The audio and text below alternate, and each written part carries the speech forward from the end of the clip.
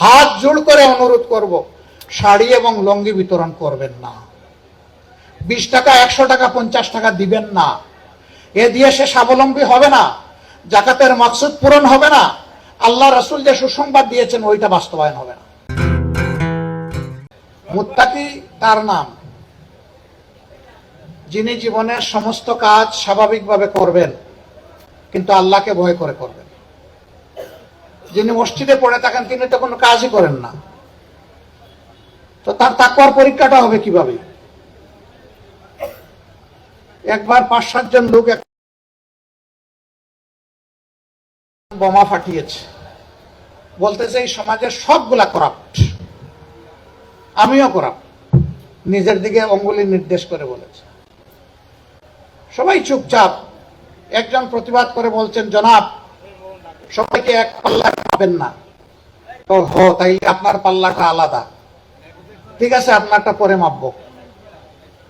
আমি অমুক অফিসে চাকরি করি, আমার হাত ঘুষ থেকে মুক্ত নয়। ভাই আপনি কি করেন? বলে যে ব্যবসায়ী। জিজ্ঞেস করছে যে আপনি ব্যবসার এই নীতি যেটা আল্লাহ পছন্দ করেন এটা আপনি অনুসরণ করেন? কই জি না, আমি তো সবটা পারি না। এরপরের জনকে জিজ্ঞেস করছে আপনি কি করেন? বলে যে আমি আপনার মতো চাকরি করি। কই যে আপনার আঙ্গুল কি পরিচ্ছন্ন? কই জি না, আমার আঙ্গুলেও ময়লা আছে। শেষমেশ যিনি প্রতিবাদ করেছিল ওনাকে জিজ্ঞেস করছে, জনাব আপনি কি দয়া করে একটু বলবেন আপনি কি করেন? বলে যে জি আমি তো মসজিদে ইমামতি করি। বলে যে আপনারা ঘুষ দিবেটাকে যে আপনি খাবেন? আপনি যদি আমার মতো চাকরি করতেন আর যদি সেই সুযোগটা আসতো আর আপনি যদি বলতেন যে এটি আমার নয়, এটার উপরে আমার হাত পড়বে না, আমি আল্লাহকে ভয় করি, তখন বোঝা যাইত যে আপনি সত্যিকার অর্থের পরহেজগার। ভাই আপনার তো এই পরীক্ষারই সুযোগ নেই। সম্মানিত ভাইয়েরা, পরহেজ মানেই হচ্ছে বেঁচে চলা। আমি এটা করব, আমি এটা করব না। কেন? যেটা করব এই কারণে করব আমার আল্লাহ খুশি হবেন। কেন করব না? আমার আল্লাহ নারাজ হবেন, এই জন্য আমি করব না। আমার ভাই এখানে একটু জাকাতের দিকে ইঙ্গিত দিয়েছেন, এটা হচ্ছে মালের ইবাদত। হজ হচ্ছে জাকাত এবং মালের ইবাদত, সালাত হচ্ছে দেহের ইবাদত, সওম হচ্ছে দেহের ইবাদত, বদনী ইবাদত। এই জাকাতটার মূল মাকসুদটা কি? এই জাকাতের মূল মাকসুদ হচ্ছে সমাজকে একটা ভারসাম্যের জায়গায় নিয়ে আসা অর্থনৈতিক দিক থেকে। আমাদের এটা একটা মুসলিম দেশ, 91% মানুষ আমরা মুসলমান। আজকের এই সমাবেশে যারা উপস্থিত হয়েছেন তারা ওয়েল টু ডু মুসলিমস, তারা স্বাবলম্বী সচ্ছল মুসলিম maximum, except and save someone might be or not be, Allah knows best। আমি ধারণা করছি এরা আপনারা সবাই সচ্ছল মানুষ। আমি যদি আমার নিচের দিকে যারা আছে, প্রতিবেশী যারা আছে, রাস্তায় চলতে যাদেরকে দেখি তাদের দিকে তাকাই, তাহলে দেখবো যে আল্লাহ তাদের তুলনায় আমাকে অনেক ভালো রেখেছেন, আলহামদুলিল্লাহ। শুকর আদায় করব মুখে, কালিমাত শুকর বলে আলহামদুলিল্লাহ, কিন্তু প্রকৃত শুকর আদায় হবে যদি দেখি আমার কোনো প্রতিবেশী কষ্টের মধ্যে আছে, তার খোঁজ নিয়ে তার কষ্ট দূর করা এবং সে কিভাবে সম্মানের সাথে খেয়ে বেঁচে চলতে পারে তার একটা ব্যবস্থা করে দেওয়া। জাকাতের অর্থ এটি নয়, মকসুদ এটি নয় যে বাজারের এভারেজ মূল্যের অথবা বিলো এভারেজ কোয়ালিটির কিছু কাপড় কিনে কিছু শাড়ি এবং লুঙ্গি বিতরণ করা হবে। আল্লাহর কসম আমি জাকাতের মকসুদ এটা একেবারেই বুঝি না। এটার জন্য জাকাত নয়, এটা একটা ইলজিক্যাল ম্যাটার, অযৌক্তিক বিষয়।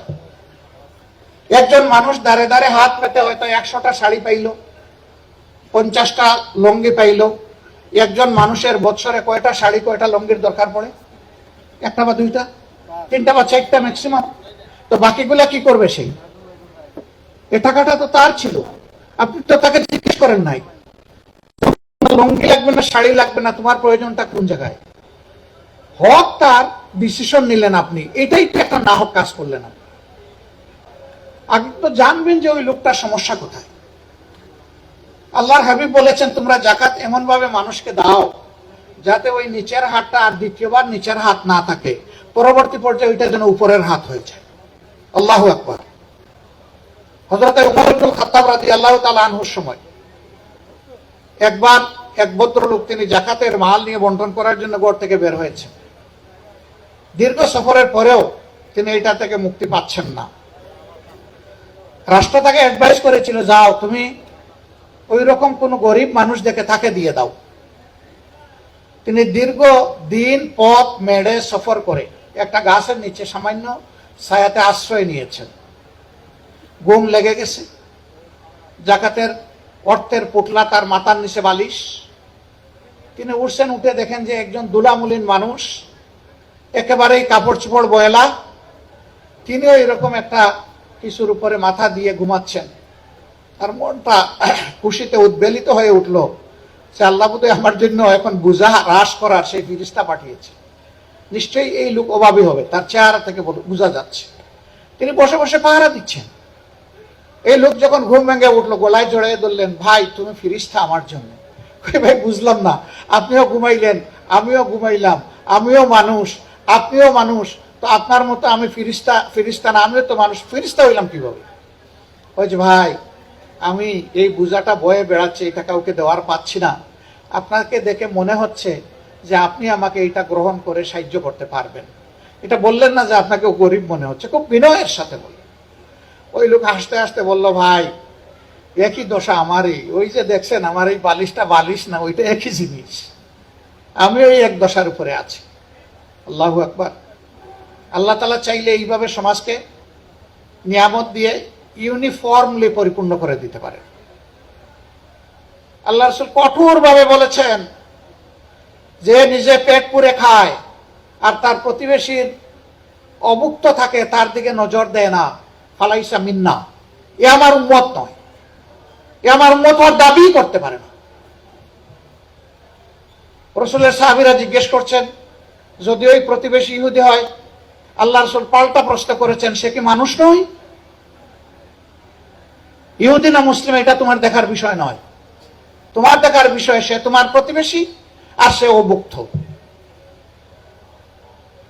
প্রিয় চিকিৎসক বন্ধুগণ, আপনাদের কপাল খুবই সুপ্রসন্ন, প্রশস্ত। আল্লাহু আকবার। আল্লাহ তাআলা হাশরের দিন কিছু মানুষকে বলবেন, আরে আমি অসুস্থ ছিলাম, তুমি আমাকে সেবা শুশ্রূষা করো নাই, যদি করে আসতে আজকে আমার জান্নাত তোমাকে আলতো করে তোমার হাতে তুলে দিতাম। আল্লাহর বান্দা জিজ্ঞেস করবে, হে আল্লাহ, আপনি বেনিয়াস, আপনি সমাদ, আপনি আবার অন্যের সাহায্যের মুখাপেক্ষী হন কিভাবে? আপনি অসুস্থ হন কিভাবে? আপনি তো দারুশ শিফার মালিক। আল্লাহ তাআলা বলবেন, আমি না, আমার বান্দা অসুস্থ হয়ে তোমার কাছে গিয়েছিল, তুমি মন ভরে আমাকে খুশি করার জন্য তাকে সেবাটা দাওনি, কাজে আজকে আমার কাছে তোমার জন্য কোনো ভালো পাওনা নেই। উল্টা দিকে যে দিবেন, এইটাকে তার রিজেকের উসিলা মনে না করে আল্লাহর পক্ষ থেকে নেক আমলের একটা উপহার মনে করে যিনি কবুল করবেন এবং তার রোগীকে তিনি সেইভাবে কাউন্সিলিং করবেন, তাকে সময় দিবেন, তার জন্য দোয়া করবেন, তাকে উপযুক্ত চিকিৎসা দেবেন এবং সে যদি স্বাবলম্বী না হয় কিছু সহযোগিতা করেও পাঠাবেন। আজকের এই মজলিসে আমার বিশ্বাস আমাদের ইদ্রিস ভাই যদি সুস্থ থাকতেন তিনি উপস্থিত থাকতেন। তিনি এখন জীবিত কিন্তু পড়ে আছেন বিছানায়। তার চেম্বারের উপরে লেখা ছিল, তিনি যেদিকে বসা তার পিঠের দিকে।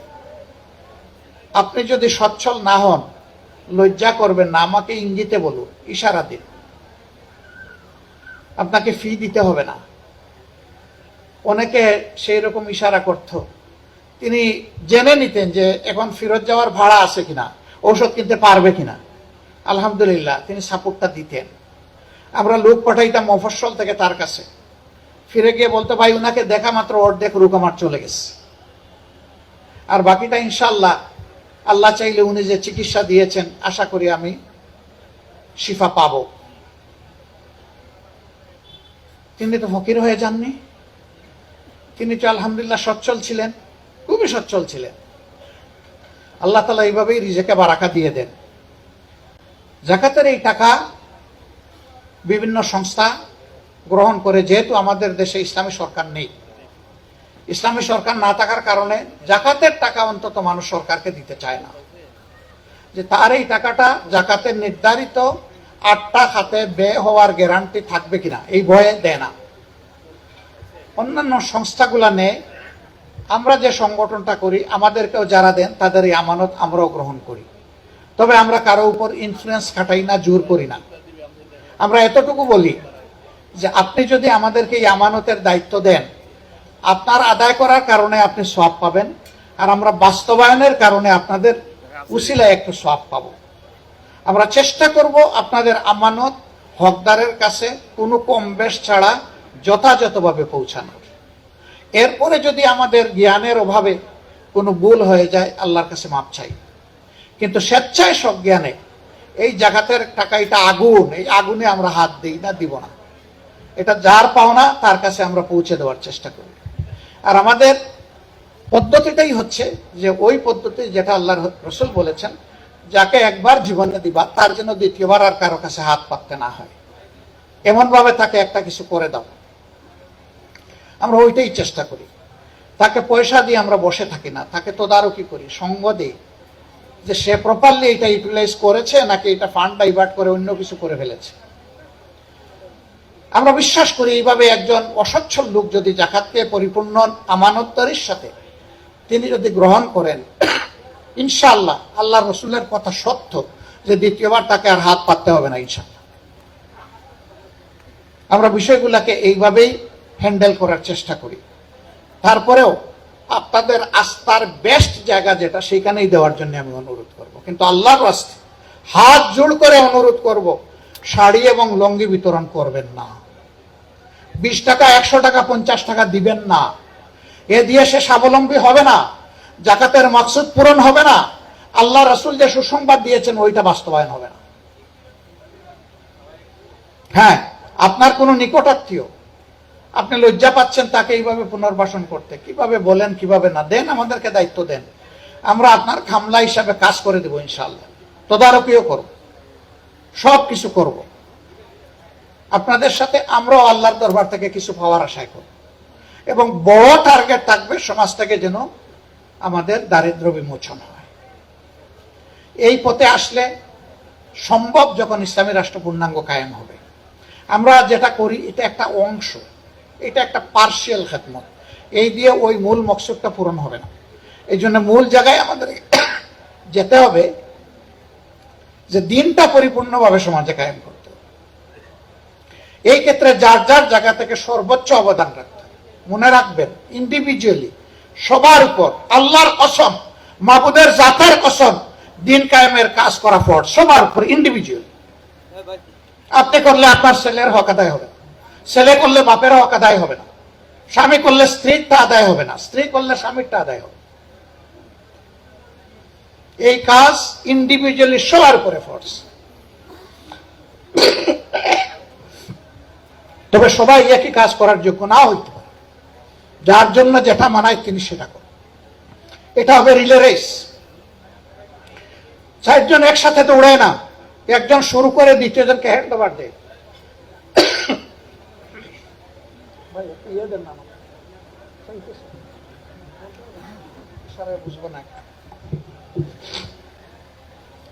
দ্বিতীয় জন এই রুমালটা হাতে নিবে, নিয়ে জান প্রাণ দিয়ে দৌড়াবে তৃতীয় জনকে হ্যান্ড ওভার করার জন্য। তার টার্গেট থাকবে যে আমার রুমালটা যেন চ্যাম্পিয়ন হয়। তৃতীয় জন দৌড়াবে হাতে নিয়ে চতুর্থ জনকে দেওয়ার জন্য। চতুর্থ জন তার শ্বাসবদ্ধ ঊর্ধ্বশ্বাসে পারলে সে উড়াল দিয়ে চলে যায়, গিয়ে টার্গেট পয়েন্ট সে টাচ করে সেই রকম করে দৌড়াবে। এই জন্য আল্লাহ বলেছেন নেক কাজে তোমরা দৌড়াও। আমরা সেই দৌড়ানোর কাজটা সবাই মিলে একসাথে করতে চাই, সেই রিলে রেসটাই দিতে চাই। শেষ, সেই রিলে রেসটাই আমরা দিতে চাই। এই রেসে আপনাদের সকলকে অংশগ্রহণ করার জন্য আহ্বান জানাই। বাংলাদেশ জামাতে ইসলামী কমিটেড নেতাকে প্রতিষ্ঠিত করা নয়, বরঞ্চ আল্লাহর নীতিকে প্রতিষ্ঠিত করার জন্য। নেতাকে ক্ষমতায় নেওয়ার জন্য নয়, আল্লাহর কোরআনকে ক্ষমতায় নেওয়ার জন্য। সেই দিনটির অপেক্ষায় আছি।